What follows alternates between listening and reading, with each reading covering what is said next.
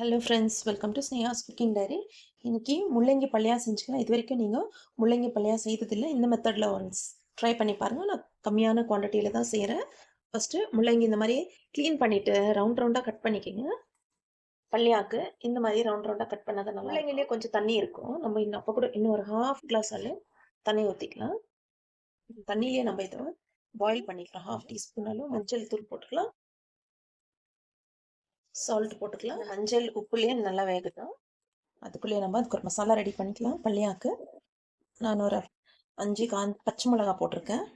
Green chillies போட்டுங்க. தேங்காய் போட்டுக்கலாம். ஸ்மால் ஆனியன்ஸ் இருந்தால் ஸ்மால் ஆனியன் போட்டுங்க. நான் பிக் ஆனியன் தான் கட் பண்ணி வச்சுருக்கேன். பச்சை மிளகா, தேங்காய், வெங்காயம், அப்புறம் சீரகம் 1 ஸ்பூன் அளவு.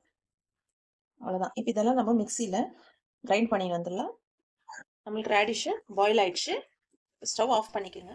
நம்ம மசாலா பல்லியாக்கு கிரைண்ட் பண்ணிட்டோம். வச்சுருக்கேன். ஆயில் ஊற்றிக்கலாம். பல்லியா செய்கிறதுக்கு ஆயில், கடுகு, கடலைப்பருப்பு, உளுத்தம் பருப்பு ஆயிலில் போட்டு ஃப்ரை பண்ணிக்கலாம். முள்ளங்கி நீங்கள் எவ்வளோ குவான்டிட்டி எடுக்கிறீங்களோ அதுக்கு தகுந்த மாதிரி நீங்கள் மசாலா கிரைண்ட் பண்ணிக்கோங்க. கடலைப்பருப்பு, உளுத்தம் பருப்பும் போட்டுங்க. நான் கம்மியாக செய்யறதுனால எல்லாம் கொஞ்சமாக போடுறேன். கண்டெய்னர் கூட அதே மாதிரி சின்னதாக வச்சுருக்கேன்.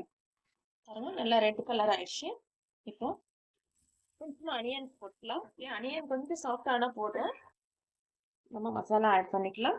மிக்சியில் கிரைண்ட் பண்ணி வச்ச மசாலா. இப்போ நம்ம பாயில் பண்ணி வச்ச ரேடிஷ் போட்டுக்கலாம். முள்ளங்கியில நம்ம உப்பு போட்டு தான் பாயில் பண்ணியிருக்கோம்.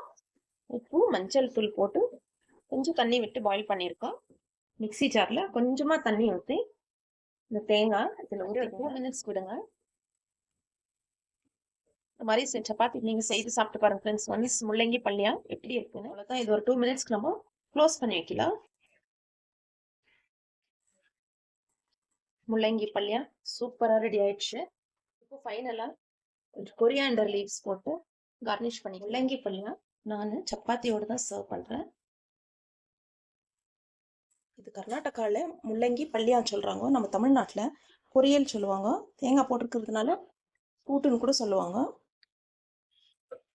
ரொம்ப டெலிஷியஸாக இருக்கும் ஃப்ரெண்ட்ஸ். சாம்பிளும் செஞ்சுருக்கேன். இதையும் வைக்கிறேன் சப்பாத்திக்கு.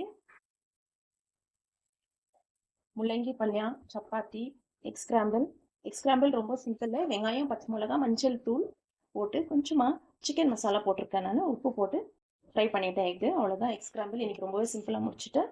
இந்த முள்ளங்கி பல்லியா நீங்கள் செய்து சாப்பிட்டு எப்படி இருந்துச்சு எனக்கு கமெண்ட்ஸில் தெரியப்படுத்துங்க ஃப்ரெண்ட்ஸ்.